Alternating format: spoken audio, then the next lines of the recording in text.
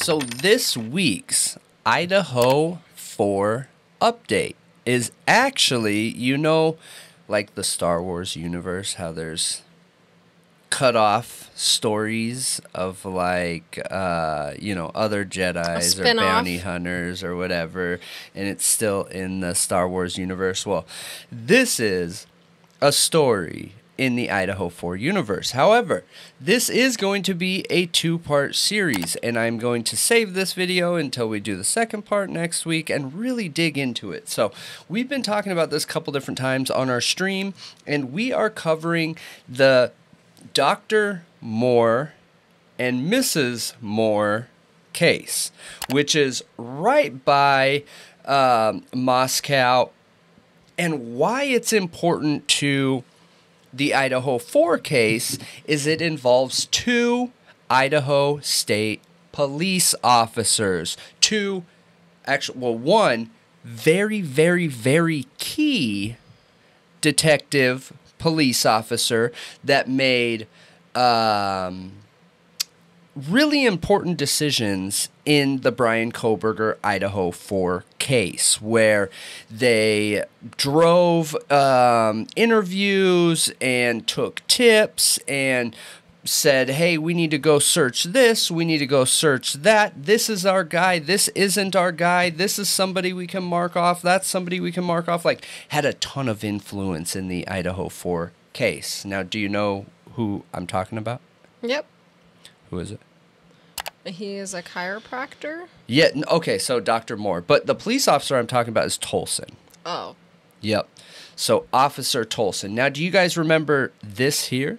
Where Ann Taylor is asking the court, essentially saying, look, Judge, we requested this information. We requested the training documents and background history of these three officers, and the state still hasn't provided it to us, and we've asked 4 times, and we still don't have it. Well, Tolson is one of those officers. Thought to be one of those officers, because that was sealed information or whatever. Yep. But he is one of those officers. And what's interesting is we have... Allegedly, he's one of those officers. We have articles coming out like this one here, where it says, officer connected to Kohberger case, under investigation. An officer in Idaho is involved in an internal affairs investigation that could affect the prosecution of this case. So...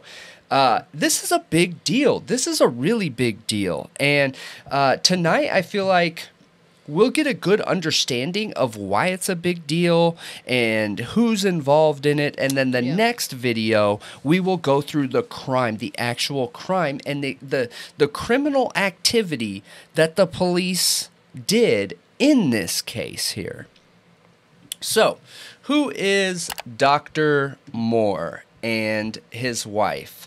We have here the United States District Court for the District of Idaho, Daniel Lee Moore and Karen Moore, husband and wife plaintiffs, versus the City of Bonners Ferry, Brian Zimmerman, Martin Ryan, Michael Van Leuven, who had some doing in the Idaho 4 case too, Gary Tolson, and John and Jane Doe 1 and 2 as agents of Bonners Ferry Police Department. So, how this came to be, because this is kind of the end report of all of this. Dr. Moore was a chiropractor, was a doctor, okay? He had a doctorate, and he had his own practice, and he moved into the Bonners Ferry area in the 90s and had over 20 years at his own office, okay, and had a thriving business, you guys, and nothing but great reviews, tons of customers, heavily invested in the local community. Essentially, what I'm painting here is he was like a perfect citizen, somebody you would want to have in your community, somebody who's there for your community, who is a good person, a model citizen, and had kids and a wife. And what's amazing is his wife was an at-home mom, helped raise the kids while he took his business and grew it. They did together. And when the kids grew up to a point where she could go back to work, she went back to work as a nurse, which is her profession, worked in schools, took care of kids, like incredible people. Nothing bad that I could find about him here. So then, dun dun dun, a murder takes place. The first one in this area in quite a long time, okay? And the murder took place of another doctor, another chiropractor that had moved into this area. He was serving customers out of this area and another area and another area. We'll be digging into him in depth in the next episode and going through kind of those details, background, the crime itself. But he was shot and killed, in short, okay? And there was no evidence tying Dr. Moore to this crime. None. Zero. Zip. Nothing. Okay? But the connection, are you going to talk about the connection between the two? What connection? So, I thought we saw that Dr. Moore, the other chiropractor, actually worked with Dr. Moore at some point, like worked at his practice or something like that. Like when he first moved to town. No, I think what I saw is they were working on the same road, very close to each other. If we said that they were working together, I don't believe so. I haven't gone through the actual report itself yet. I know we did on stream. We've talked about this on stream, but I'll have to re-verify that. But I don't think so. I think the story that the cops were spinning was that Dr. Moore was mad that this guy came into town, was taking business from him, which caused him to want to shoot him dead, which... ridiculous. Yeah, like he made his own private practice and was taking his customers. How dare him? We need to end him for taking some of my customers away. You know what I mean? But they just worked on the same street in the same area, whatever. So, but yeah, so we'll get into all that next time. And there was no evidence tying Dr. Moore to this. Well, a North Idaho man accused of shooting and killing a fellow chiropractor suffered a brain injury when he was arrested last week, and that's according to his lawyer. Daniel Moore appeared before a judge in Bonners Ferry this morning, and he was arrested last week and charged with shooting and killing a man back in March. Moore is a chiropractor from Bonners Ferry, and the man he's accused of shooting was a chiropractor in town as well. Authorities haven't said why they believe Moore killed the man, but court documents say the victim was shot in his back through a window. The man died in his office, and this morning, Moore's lawyer expressed concerns that he was questioned by police after that brain injury. A judge then granted a request for Moore to be transported to a local hospital to receive an evaluation. Now, what's some of the evidence they did have? And this is super interesting because think of the Idaho 4 case with this, okay? They had video of a vehicle driving to the crime scene and away from the crime scene. Very similar to the Idaho 4 stuff, okay? Within that video, it was an unmatching car to Dr. Moore's. So, what ended up happening was they took video of Dr. Moore's car and changed timestamps on them. The police did. The police changed timestamps on him to make it match the time of death. Once they came up with the time of death, then all of a sudden the timestamps changed. Crazy. Which is interesting when you think about the timeline change in the Kohberger case and the Idaho 4 case too, because we had this one time, we had this one car with a certain year, make, model, and then all of a sudden the script flipped. It's actually this time and this car. Yep, and it flipped right before, the week before they picked up Kohberger, you guys. And we're following him to Pennsylvania, allegedly. And what's interesting is the same man was involved, the same officer. Officer Tolson was involved. So when that report that came out saying that there's an officer that's being investigated that could screw up this case or whatever, it's totally him. Like, you just connect the dots here, you guys. Come on, you know. This is public information we're reading, and Yeah. So, all right, I guess before we go through all the evidence, well, so who is Dr. Moore? Dr. Moore is a chiropractic physician, purchased his chiropractic business in Bonners Ferry in 1997 and operated his chiropractic clinic very successfully for well over 20 years until he was forced to close his business and leave the community.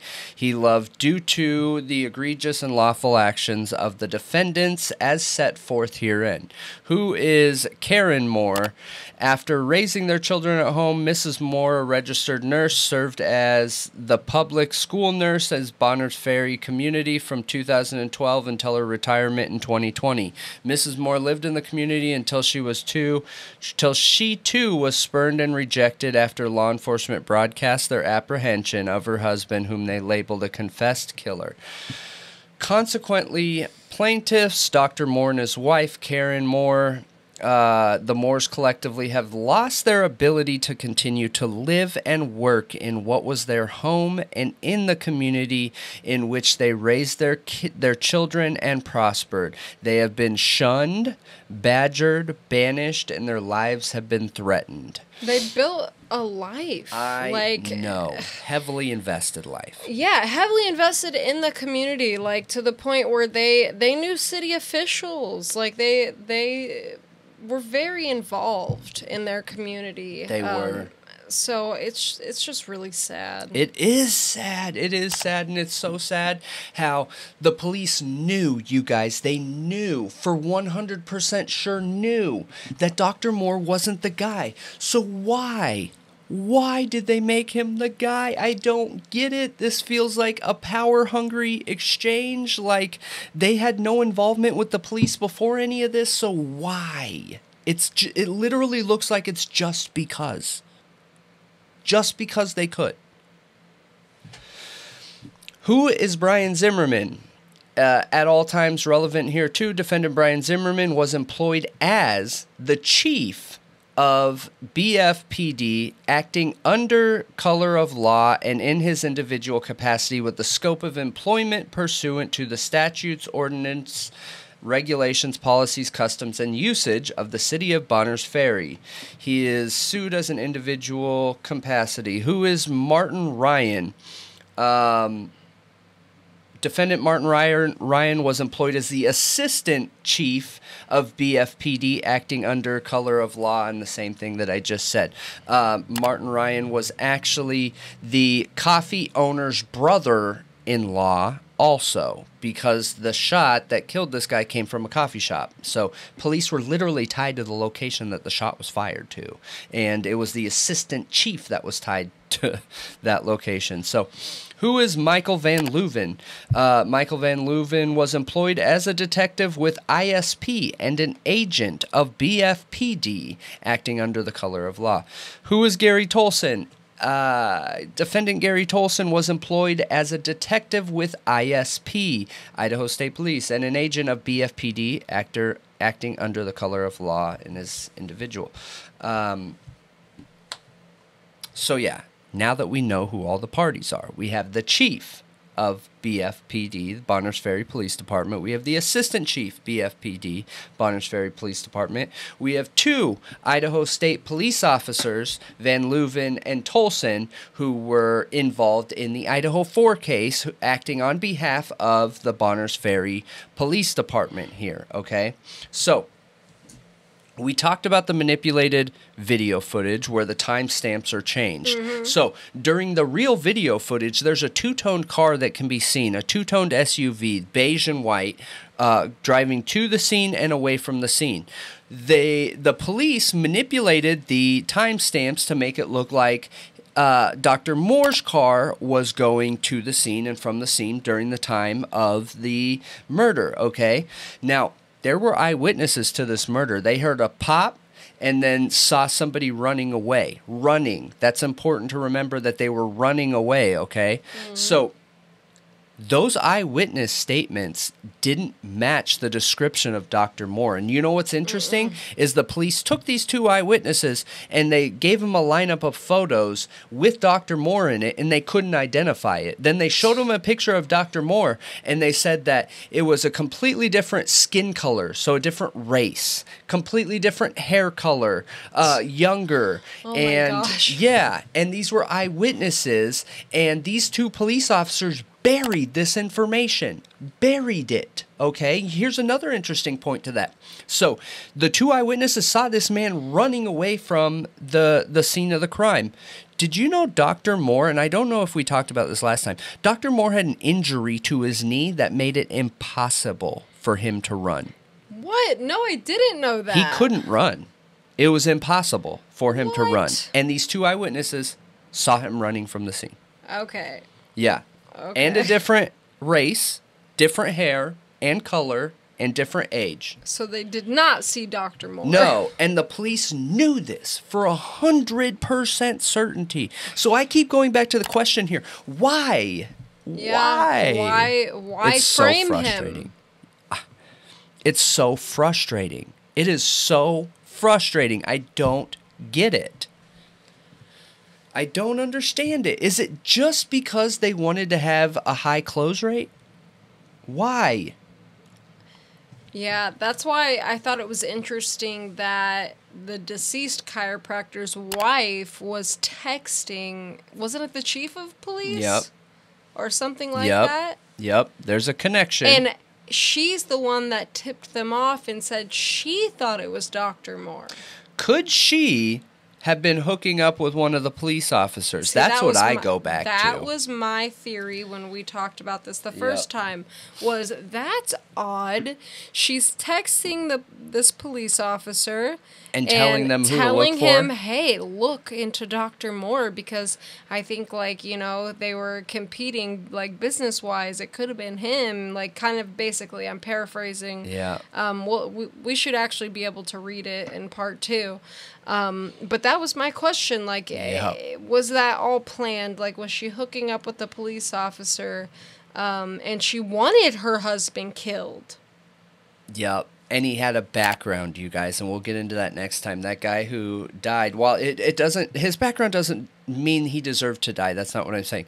But it shows that there could have been, like, some animosity and issues in his relationship. That's what I mean by his background, which could have caused the wife to want to pursue this, you know. And remember, they were struggling financially, like, significantly. Struggling financially, and he was still sleeping around. But almost every time a couple, when one of them gets murdered, it is the other. Yeah. Almost every time, you guys. So, Dr. Moore had an alibi. A rock-solid alibi. He's BFFs with the county coroner, an elected official, okay? And he was over at his house that night, and that his house is, I think it said, like 300 feet or something, like real close to his business, okay? And during the time of the murder, he was in his house, and the coroner gave an eyewitness statement saying that he was in his house and that he couldn't have been there doing the murders. You know what the police did? What?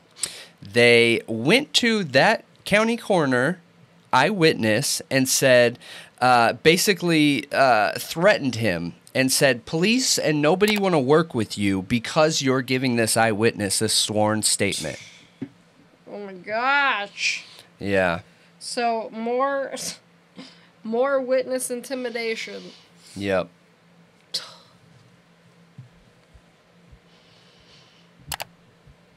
Makes you wonder, doesn't it? It does. It does. Trying to figure out why is what I keep going back to. Why? So. Wouldn't it be interesting, because Kohberger, okay, came out with this, like, alibi but won't give the details of it, and is saying that they could have witnesses. They could. Wouldn't it be interesting to find out that, like, witnesses won't talk? The police talked them out of it? Mm-hmm. Yeah. It would be interesting. I mean, totally speculation here. But, oh, yeah. Yep.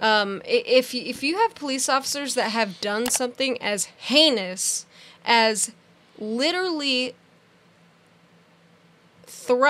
basically threatening an elected official who is a witness that can validate somebody's alibi to murder, they're totally capable of doing it again. I agree. Like, what, you think they're just not going to do that kind of stuff again? I agree. So they had no evidence, okay? None. Yeah. Zero. Zip. Very similar to the Idaho 4 type situation, which, again, this could be like the Idaho 4. We keep saying that we think that they could have worked backwards and that it's not some big conspiracy that the DA's part of and everything. Literally, the police can change and alter these things so nobody knows any other way. Like that is totally possible in this situation. So they were set on Dr. Moore being the guy. And what's interesting is Dr. Moore had a gas leak in his office that made him pass out one day. And somebody drove by, I think it was the coroner, and found him like just coming to. And the police heard about this and tried to make it sound like he was trying to end himself. And what's interesting is there were accounts all the week leading up to that his entire office staff had headaches and were feeling dizzy at work. So they tried making it seem like he loosened up this gas pipe to end himself, but there's evidence that people were having issues all week leading up to it. Doesn't make sense. So, okay. What, do you think they were trying to kill him? I don't know. I have no idea. I have no clue how deep this could go after hearing all this stuff. I know. And that's what's scary and that's what's wild, because this sounds tin hat. It does sound it, but it's all official. It is. It is all official. Like, it's all fact. It's all been tried in a court of law. Yes, we're reading it from court documents. So by this time, they are dead set that it's Dr. Moore. So what they do is set him up. They call Dr. Moore and say, hey, we just want to take you off the suspect list, so we need you to bring your wife's gun in, even though they knew that gun wouldn't match. They just wanted him to come in. So he grabbed his wife's gun, brought it into the police station.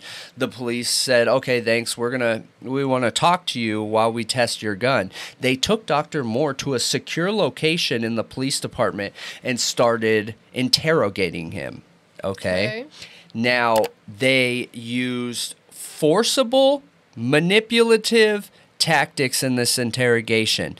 And he asked for an attorney 4 different times. He asked for a lawyer 4 different times. They denied him that right every single time, which is against the law for you guys that might not be in the U.S. or don't know or anything like that. When you ask for an attorney, you have to give it to him. Well, and everything's supposed to stop. Yes, everything's supposed to stop. He wasn't read his rights, nothing, and they went to him and said, hey, we have all the evidence we need to convict you on murder 1. Now, in Idaho, you guys, murder 1 means death penalty, okay?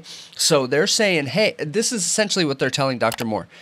We are going to end you if you don't admit to murder 2, because we already have all the evidence that could prove in a court of law that we could land a murder 1 case against you.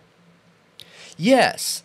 And denying an attorney, and holding him there for hours, and using tactics like, hey, we're part of the same community. Our kids have played sports together. I'm trying to help you right now by getting you murder 2. I am trying to help you out, bro. Because you're going down. Because you're going down whether you like it or not. With murder 1, unless you confess. Repeatedly said, I don't know what to tell you. I didn't do this, you know?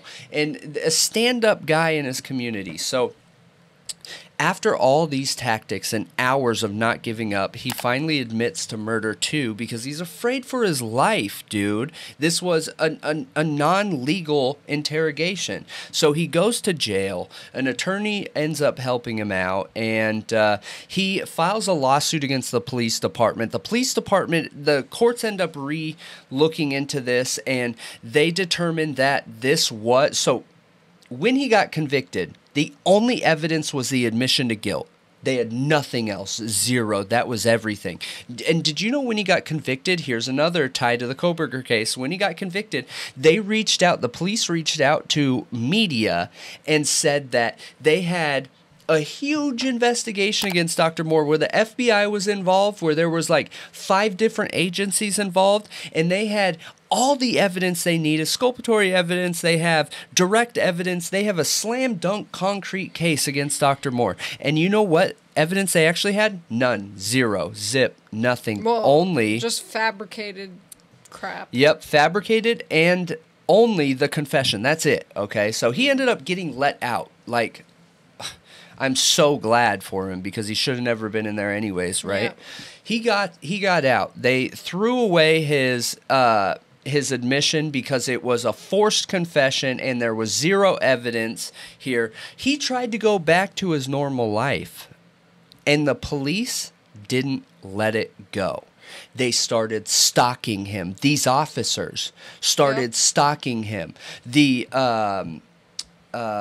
Brian Zimmerman, the chief of police, and the assistant chief of police, all day long they would have cop cars parked in front of Dr. Moore's business, interrupting his patients, painting an image saying this is the guy, stopping customers from coming in there, threatening, making people feel threatened because they owned a coffee shop right down the street, and like, dude, ruined his life, turned his whole life upside down. Yeah, this is a small town, too, where people, like, gossip and stuff, and for the police to be sitting outside, like, the only chiropractor in town, stalking him and, like, saying he's guilty. Yeah. And as you guys can probably see, this gets me worked up because, like, I try so hard to back our police and justice system, and this is such a disgusting abuse of power. Like, I just don't get it. I don't understand how ISP let Tolson or Van Leuven anywhere near this case. The Idaho 4 case, like, I don't understand it. This goes back to what I say over and over and over again, that if there is an open investigation against a police officer, like this is a prime example, their badges should be taken away. They should be given paid leave because they are too much of a liability to be on the job. Just pay them and take them off the street. Because watch, they're going to be the reasons that Kohberger gets thrown out. And maybe Kohberger's innocent. I don't know. Maybe he's guilty. I don't know. But we should always have an honest case in front of us with honest evidence. Yeah. Absolutely. I just am so confused that after, like, this was all written up in official court documentation.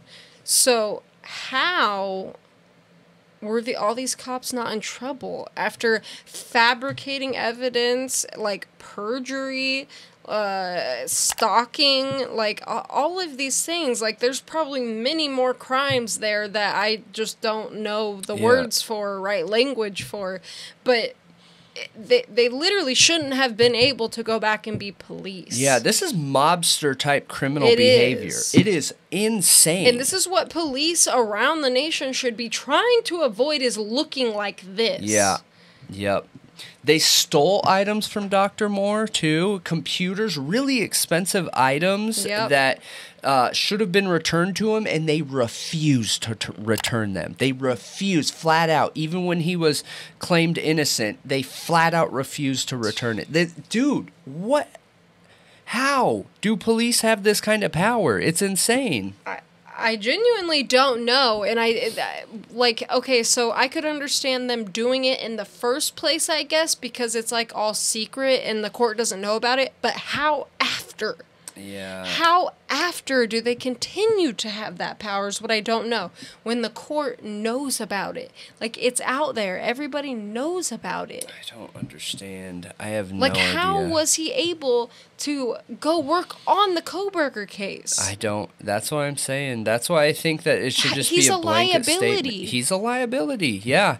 Yeah, he's a liability. And how many pieces of evidence did Tolson touch in the Kohberger case is what I want to know. How many pieces of evidence were found through him in the Kohberger cases? I want to know. And why was the FBI said they were involved in this case when they weren't? I don't understand.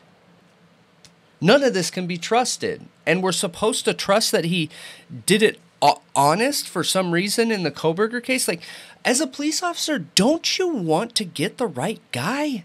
Yeah, that's kind of the goal, right? I feel like police officers should be like called to that position and called to action they feel like they need to serve and keep their community safe. This is not keeping a community safe. No, you're making it more dangerous. Yeah, you're letting a real killer go. A real killer. It makes me feel like maybe you were involved in the killing. Yeah. Man, I want to know what you guys think. Next week, we're going to dive into the crime itself and go through some of those details so you can see how connected the police are to the scene of the crime. Yeah. It's eye-opening. It is wild. And just to recap here, we have police manipulated video footage evidence. Officers knew 100% that Moore wasn't the guy. They ignored eyewitness accounts. They forced confessions. They threatened the coroner. They stalked Dr. Moore. They ignored Dr. Moore asking for a lawyer 4 different times. They caused him to close his business, stole Dr. Moore's expensive computers, phones, and unrelated items, blackmailed people. There was literally zero evidence tying Dr. Moore to it, and eyewitness accounts manipulated. Yeah, crazy. It is crazy. I just don't know how they're on the streets. Yeah.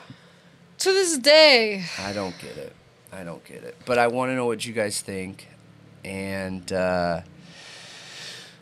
man, mind blown. Yeah. Mind and blown. Definitely stay tuned for part 2 where we go into the details of what they actually did. Yeah. Because it's even Absolutely. more mind blowing. It is. Hearing the story. Yeah. Yeah.